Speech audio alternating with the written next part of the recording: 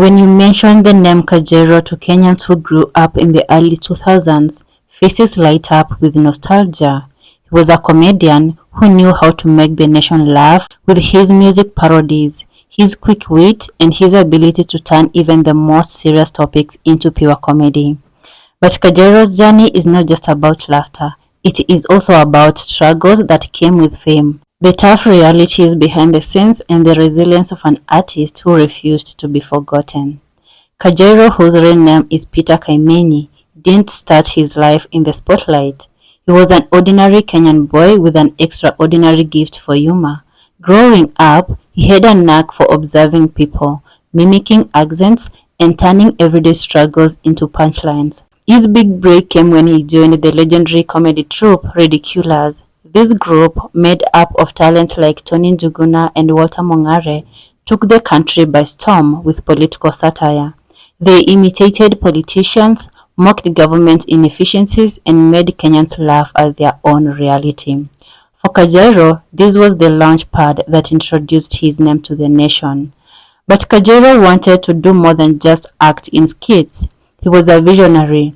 He saw that music could be a powerful vehicle for comedy, and he pioneered a style that was new in Kenya at the time, parody music.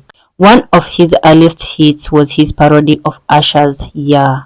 It wasn't just funny, it was a cultural moment. He took a global pop hit and gave it Kenyan lyrics that reflected local issues, from politics to social life.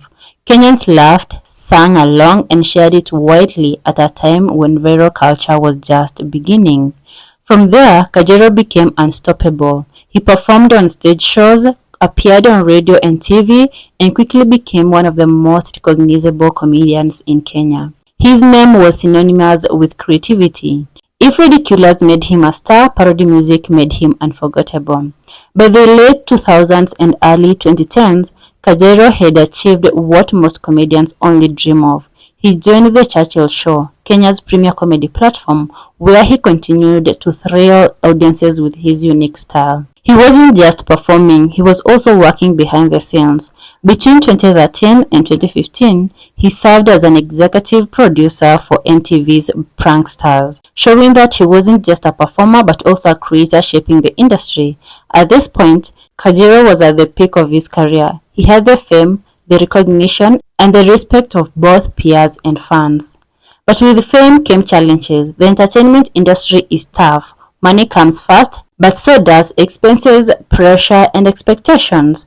Rumors began to circulate that Kajairo was struggling financially. Some blogs even claimed that he had been forced to move back in with his mother because of his financial constraints. Kajairo himself later clarified that the story was exaggerated. He insisted that he had never been broke, but like any human being, he had faced ups and downs. What's clear, however, is that the glory days weren't as bright as before.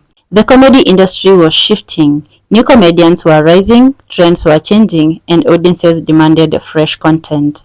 For Kajairo, he had once been the face of parody comedy. It felt like the spotlight was slowly moving away. But one thing about Kajairo is that he never gave up. Instead of disappearing into obscurity, he chose to reinvent himself. He understood that the world was moving online and he created digital content. One of his notable projects was Kajairo, a YouTube show that highlighted emerging talent and explored Kenyan social themes with humor. Through his platform, Kajairo not only entertained but also mentored young comedians. He shared his knowledge, his experience, and his passion, ensuring that his influence extended beyond his performances. This phase of his career showed a different side of him, not just as an entertainer, but as a teacher and a mentor. In 2025, something interesting happened. One of Kajairo's old parody song, Edea, resurfaced in the public domain. The parody, which mocked Pastor Gilbert Deya and the infamous Miracle Baby scandal, had been released more than a decade earlier. When Pastor Deya passed away in 2025, Kenyans remembered Kajairo's hilarious song. It started trending again, and suddenly Kajairo was back in the public conversation. People praised his creativity, his fearlessness, and his ability to capture the absurdity of Kenyan scandals with humor. Looking back, Kajairo's story is not just about the rise and fall of a comedian, it's about resilience. He experienced fame, faced setbacks, and endured rumors, and still found a way to reinvent himself. His career highlights the reality of the entertainment industry in Kenya. It is tough, it is competitive, and it requires constant innovation. But Kajairo's name remains etched in history because he dared to be different. He pioneered parody music, he entertained millions, and he mentored upcoming talent. For many Kenyans, his jokes and songs are tied to fond memories of a simpler time, when comedy wasn't just about fame, but about laughter that united a nation. Kajairo's journey is one of resilience, proof that talent may fade from the spotlight, but it never disappears. Kajairo's story reminds us that life is full of seasons. There's a time for glory, a time for struggle, and a time for reinvention. And through it all, laughter remains one of the most powerful gifts an artist can give the world. In the end, Kajairo is more than just a comedian. He is a pioneer, a mentor, and a survivor. His legacy lives on, not just in his old parodies, but in the laughter of the people he inspired and the comedians he paved the way for.